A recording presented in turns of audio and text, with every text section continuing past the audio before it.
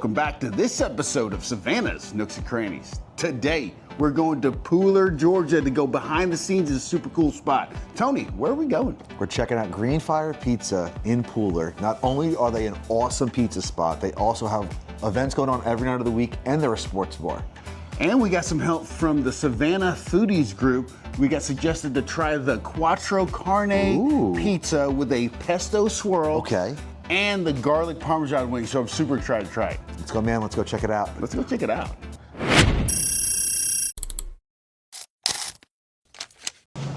All right, well, welcome in, guys. We are currently at Greenfire Pizza here in Pooler, arguably the best pizza in Pooler. And we're with Russell. I would have to agree. And we're Russell. So give us a breakdown of what's going on right here, right? We obviously see some peels being dropped right now. We see some new dough being built. Give us a little bit of background on what's going on with your process here at Greenfire that makes it one of the best pizza spots in Pooler. Absolutely. I think just as far as our concept, the idea was always to make like an old world European style pizza. Okay. Not necessarily New York style, which has become very commoditized, and it's just like a slang word for pizza these days. But our pizza is more of an old world style pizza, starting with our dough recipe, which we use an old European dough recipe called the Baker's Rule, or the 240 Baker's Rule. Which we take the temperature of the flour, the temperature of the air, the friction from the blender, and we mix the water in to equal about 240, all of those things. In totality? In totality, yes. Okay. And after you mix your dough, you typically come out with a big ball of dough about 80 degrees. Okay. And that's kind of a secret for like a slow-proof dough and a high temperature dough. So we proof our dough typically for 2 days. So if you look over here, we've got some of our dough here. You can see the dough balls just really just perfect. Anybody who makes pizza, if they touch this dough, it's good stuff. It stretches nice. It's just got a very, very good feel to it. And we have two different sized pizzas, a 16, our large pizza, and our medium pizza, which is 12 inches. One of the other things I'd like to point out, all of our ingredients, everything is fresh. Yeah. We use San Marzano Italian tomatoes. The real tomato. Oh, real tomato, exactly, exactly. And, so we make our sauce fresh. We mix our tomatoes with garlic and olive oil, a little bit of salt, a lot of basil, and we let it sit for about 2 days so it just sort of cooks. So you're able to blend those flavors together. You're able to combine them perfectly and not overheating them, because a lot of the time, it's true. When you're running into cooking the sauce, you're bringing all the acidity out of it. You are, and the acidity will actually cook the garlic and cook the basil into the flavor. It's like you've done this a couple times. Right? I did it once or twice. I mean, I spent my life as like a pizza aficionado, just eating good pizza. So when we opened this place, Greenfire Pizza, the idea was to find the kind of pizza we liked, which was this sort of old world Italian style pizza. And we were talking before, Russell, you were sharing how you got a crash course in pizza making in Staten Island, right? I did. Right before the opening of the business. Ironically, Staten Island's the largest Italian-American community in the country. Two of the guys out there from Goodfellas happen to have won the International Pizza Award contest in Vegas like 8 out of 10 years. Oh my gosh, wow. So I went down there for a few weeks and trained with those guys, and then over the course of the last 10 years we had modified some of the recipes to kind of fit our style and our idea of doing things. So the oven's from Italy. The stone is made from like this ground stone from Mount Vesuvius, so it's like even an Italian stone. But the oven itself is from Italy. We cook at like 700 to 800 degrees. This is a huge difference from America. Like the American ovens are Blodgett's or Baker's Pride, or they use the conveyor belts, which is a more of a commercialized version of pizza, right? It is. It's high volume, and it's super easy. You're looking to go out and create consistency, not looking to create quality. Exactly. You're looking for consistency across the board, right? Exactly. Like I said, we cook at about 800 degrees. Okay. We cook with a combination of natural gas, but we also use pecan wood to cook with too. So like our wings, for example, if our wings won the best in Savannah and the best in Pooler last year. So, but our wings are cooked with pecan wood, so you get a little bit of a smoked flavor, but they're not slow smoked, so they're cooked at high temperature, so you get a little more of a char. Correct. Which is what people like. Correct. And so let me ask this first. So what is, out of all the fantastic things you guys make, what is your favorite thing on the menu? If you had to say, hey, I can only have. I know it's tough, right? It's tough. It's all tough. right. Well, give me 3 things. All right, give me 3 things. 3 things. Okay. Yes. Sandwich-wise, I would go. Although the chicken pesto is super popular, I would have to say the Italian is probably the best. Yep. I would say as far as pizzas, I mean, I love the Giardino because you still have the Italian sausage. Yep. You got the broccolini. And broccolini, for a lot of people, they don't know. They don't know what the hell it is. They don't know it's the cousin of broccoli, but we're importing it, from the north, kind of. Yeah. So we're teaching people about the broccolini. But it's got sun-dried tomatoes and garlic, and we use fresh garlic. We don't blend our garlic in, the electric blenders. We cut them and we chop them. We chop them fresh, our garlic. So it's really good. But I would have to say my favorites would be probably the Italian, the wings, and the Giardino pizza. It really comes down to just using good quality ingredients. Yeah. So I think that's the key. All right, Russell. So give me a little bit more about the buffalo mozzarella that you guys are using, right? We use burrata for some salads, which is even a little more. I don't want to say high end, but it's a little more special even than the buffalo. But the buffalo is just packs of really good, soft, fresh mozzarella. So, and really the only thing we kind of use that for is the caprese salad. Okay. Because our caprese salad, like all of our salads, are really quite hearty. They're big salads, because I love salad and I don't like to eat a salad and still be hungry. Sometimes I just want a nice big salad. Yes. Now, a little bit more about the cheese in general. So outside of mozzarella for you guys that are using it, what other cheeses could you find in some of your pies? I know you guys make there's some cheddar, there's some pie with some cheddar in it, right? We do. We have a 4-cheese pizza. We actually use Gouda. We'll put some. Use Gouda? We use Gouda, which sounds weird, but when it's toasted, you get that little. Yeah. You get the little crisp on top. It's phenomenal. So we'll use, a combination of mozzarella, some cheddar. We'll use the Gouda, and then usually whatever other cheese somebody wants, But usually, it's like 4-cheese pizza. Wow. But it's really, really quite good. Okay. And I think one of the other things to mention about our pizzas are cooked with a little bit of, char. The way it's supposed to be done, right? Exactly. And I think this is something that I have noticed of being a transplant now is that when it comes to I hate using the word Italian food because Italian food and Italian American food are very different, but we'll just generally just say Italian, right?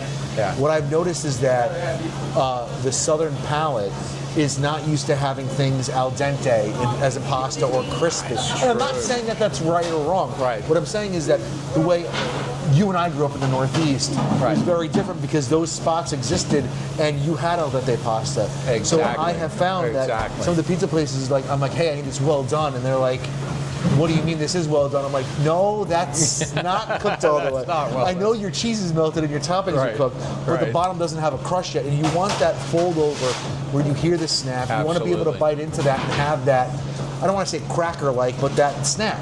Right. I mean, this is something we do. This is our slice pie. So the way we do this is we just put mozzarella, and then that way we can come back and we can add red sauce, or we can add roasted red pepper sauce, or the mozzarella. And this is the slice pie. And this is a slice pie. So our slice pies are made sort of white to start off with. The white one, and this is the classic. The dressed one. And that's dressed. So this is how it starts, and that's how it ends up finishing. And so these are not even fully cooked, and you already see a little browning. Yeah. So when they're cooked, they get a little more char to them. But the good thing about good great undercarriage, beautiful. Yep. And the good thing about this pizza is, you can modify that into being one of the, the Diablo or the mushroom or the roasted red pepper. So it just gives you that flexibility. It gives you that flexibility of what's so, I love that. the food is really, really good. It's life's too short to eat bad food. Yeah, I agree. This I know we had ran into it when we had Donovan and Perseus. How's the Uber Eats business for you guys, or the Postmates, or is that something that's still people that are getting for here for pickup, or is it more of a come in and they'll just get an order to go? We still do a fair amount of DoorDash and Grubhub. I mean, I try to encourage our customers to go to our website, to be honest, because we can control the delivery better. One, and the second thing that you run into is you're not dealing with any of the extra fees, right? Exactly. But listen, it's a service, and it has its place, it has its time. Right. However, but if you're able to order off the website and still get delivery, that's huge, right? Right. And then we control it. So if there is an issue, we can refund you more easily. Yep. And we can track the order more easily. Yeah. But I mean, we could all agree the best experience that you're going to get with Greenfire is a sit down. It is. Getting a pie arrive fresh to your table, having a delicious pint on all the beer that you have. I know you have a fantastic bartender. Well, we have 24 draft beers. 24 we have 24 taps. 24 tap handles. Wow. And the other thing I'd like to mention is that we do cater. We've catered weddings. Oh, big catering. You guys do catering as well. We've catered weddings, retirement parties, anything you can imagine. You know, baby showers. Our food and our price point is super competitive. Yeah. I mean, you know, we can feed people for, you know, $22, $25 a head. And, you know, so you can feed 30 people for $600. And they'll be full afterwards. Exactly. Exactly. Big difference. It is. It is. So Tony, can I tell you, like when we put on Facebook, on the Savannah Foodies group, hey, what is your favorite thing to eat here in Greenfire, right? A lot of times what I saw was the wings was probably number one. It's prominent, right? Right. So we get 4 different varieties. What kind of wings are we eating here? Starting here first, we have ourselves buffalo, garlic parm, barbecue, and their sweet heat.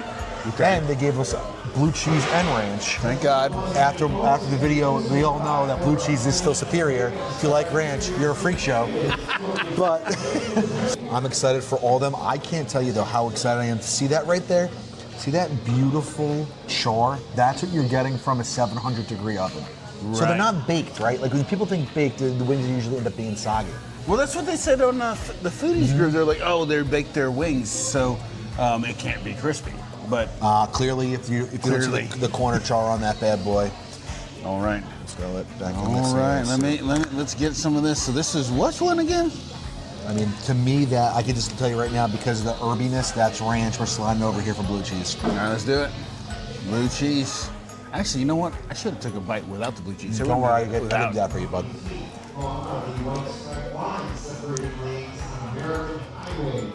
You know, now if I'm not mistaken, they've won the best wings in Pooler, right? I think so. I think so. Yeah. And that was really good. So, what do you think about that? That was a solid buffalo wing. Yeah, good crust, crisp. Now this is the one that everyone's saying, hey, you got to go check out. So I'm jumping right into this garlic farm right here, pal. I don't even think we need to dip it. Let's see. Here we go. Check that out. Bam. Here we go. No garlic pepper. No garlic parm, right? That's parmy, boy.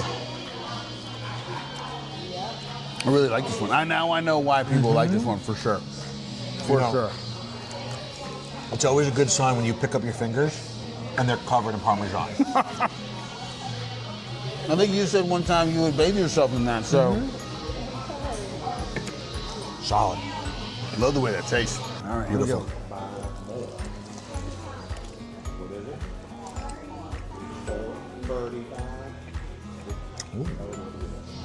It's kind of like a little bit of a Asian flavor. Teriyaki. Yeah, that's what I was thinking.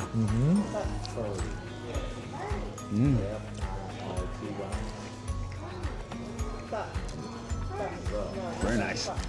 Very nice. All right. And the final one. Sweet heat. Let's jump in. Sweet heat. Let's do it.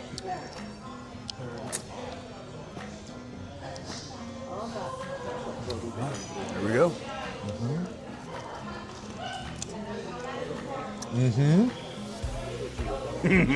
We're out the sweet. I think you already know what I think about this one.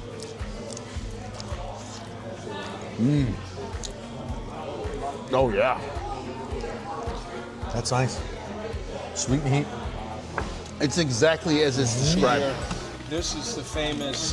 This is the Quattro. The Quattro? Carne, and you can see we've got With that the pesto pepperoni, swirl, right? The sausage, we've got bacon, and I'm missing something I can't remember, but bacon, sausage, pepperoni, and and meatballs. And we saw the measure, not that's it right there, and it's got some pesto on top too. So I think you'll enjoy it.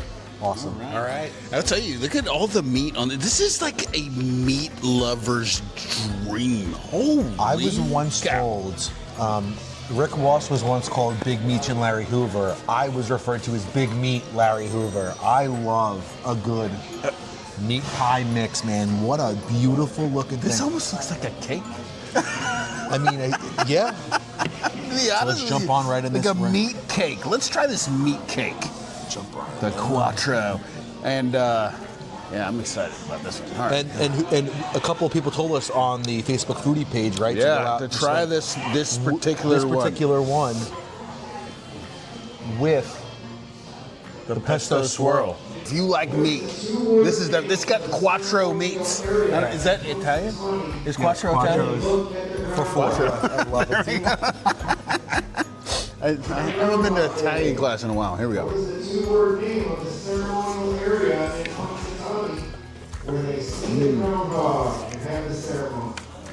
I mean,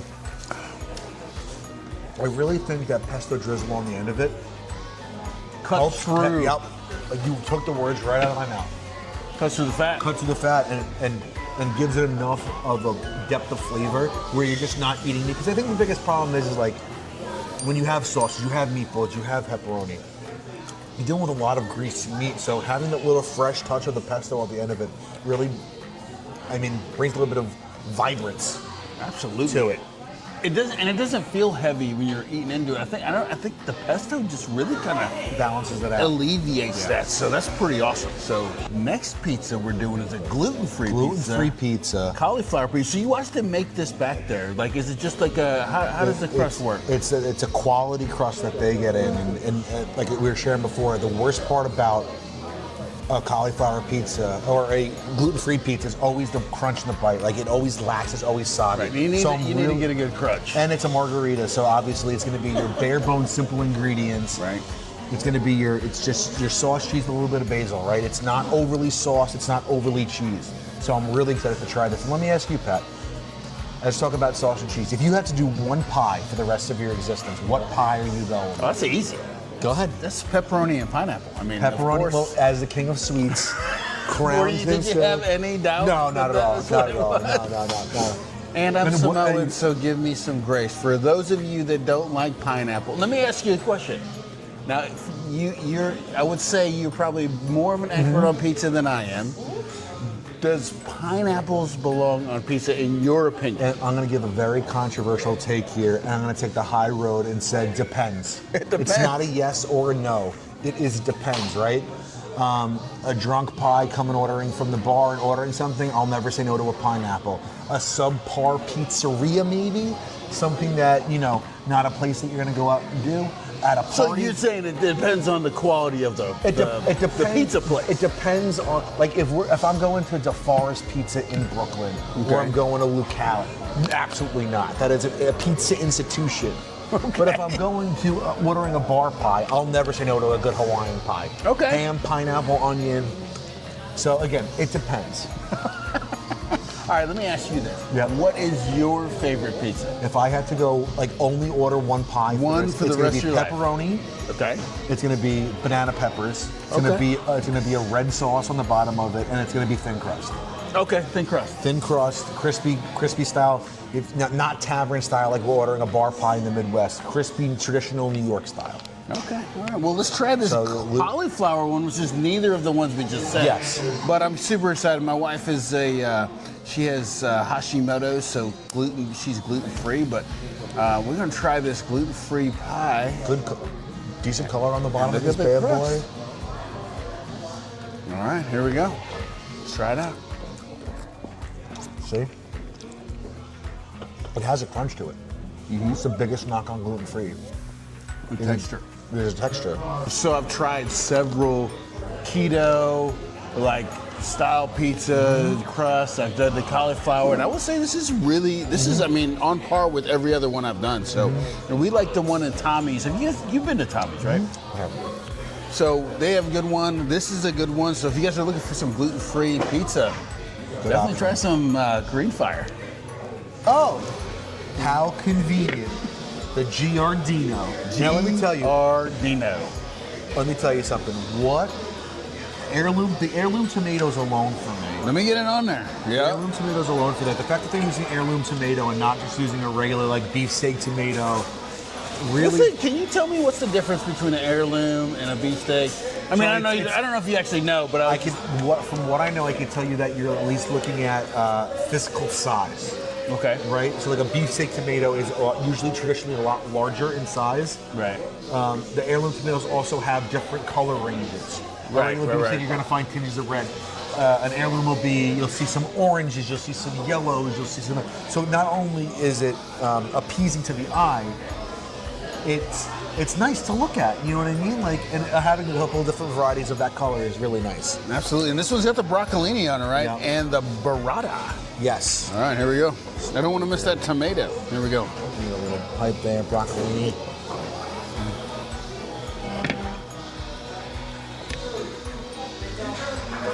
Oh my God.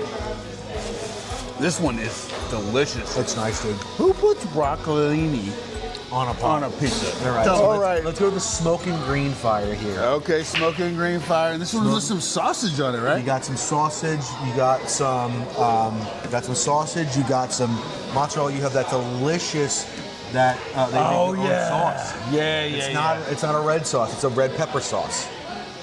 Oh my God, I'm ready for this one. I love sausage on a pizza, man. Yeah. Actually, I just like sausage. I mean, it didn't sound great, but I just love it. Mm-hmm. Here we go. And what I like is that the sauce on this one, it's there, but it's not wildly overpowering. And I love the fact that the peppers on here still have a bite to them, right? Mm-hmm. Oh. Still have a crunch to them. They're not super soggy, because I think one of the biggest parts about cooked vegetables, and I think that's where a lot of people get turned off with, is that an overcooked vegetable that's super mushy. It's super mushy. So Tony, they really hooked us up today. Holy cow. What did you think about the place when we got there? I thought first off, the ambiance was really cool. The fact that they got pool tables in there, they got 22 beers on tap, which is really awesome, and they're cranking out solid pies, man. They do a good job. It's not Pooler's favorite pizza pub for no reason. Right. And they gave us it's like 5 pies. So we had the cheese pizza. Regular New York style cheese, right? We had the gluten-free margarita, which is awesome. I like the crust on that one. We really enjoyed the crust on that one. We had the Savannah foodie suggestion, which was the Quattro Carne with the pesto shrimp. So thank you, Savannah foodies, for that one. Yeah. That was a nice little Sebastian touch.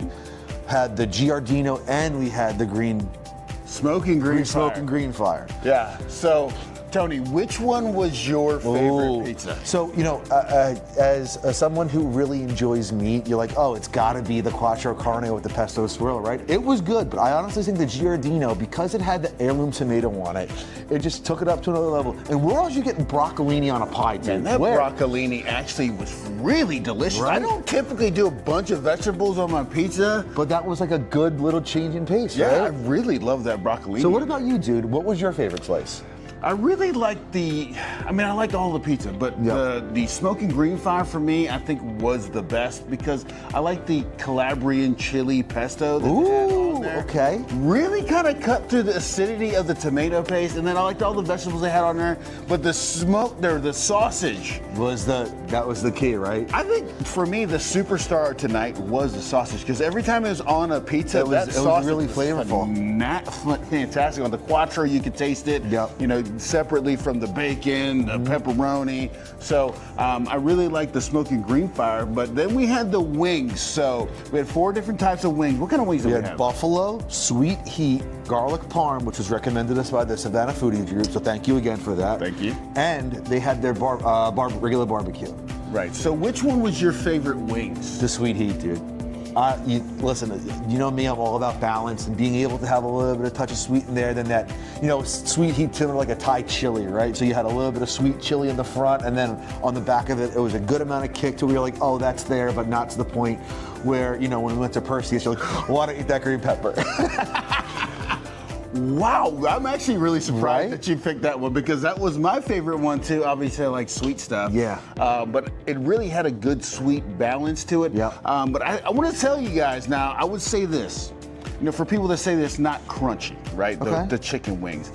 I think what you need to understand is that this is cooked in a What kind of oven is It's in a 700 to 800 degree rotating oven, man. So you're able to get some really nice crispy bits on the end of it, but you're never going to get the same exact type of crispiness as you are in a deep fry, right? Exactly. Right. Because when you're deep frying something that 500 to 600 degrees is directly on the skin, you know what I'm saying? So you get those char pieces, and that's the crispy part, but that char piece is from the pecan wood. Oh, it gets a really nice touch and flavor to it too, man. So it adds a different level of uniqueness that you're not going to get in your standard fryer run. Exactly, and I think that's what makes these wings a little bit different. I think that's why it's a fan favorite. Yeah, I mean, listen, they won the best wings in Pooler for a reason, so they're obviously doing something right. So it was awesome. And I just want to thank Rocky, Andy, Kenny, everybody that helped us with this, Russell for being super kind to us, and so we really appreciate it. Yeah, man, that was awesome. They really took care of us, and we want to make sure we,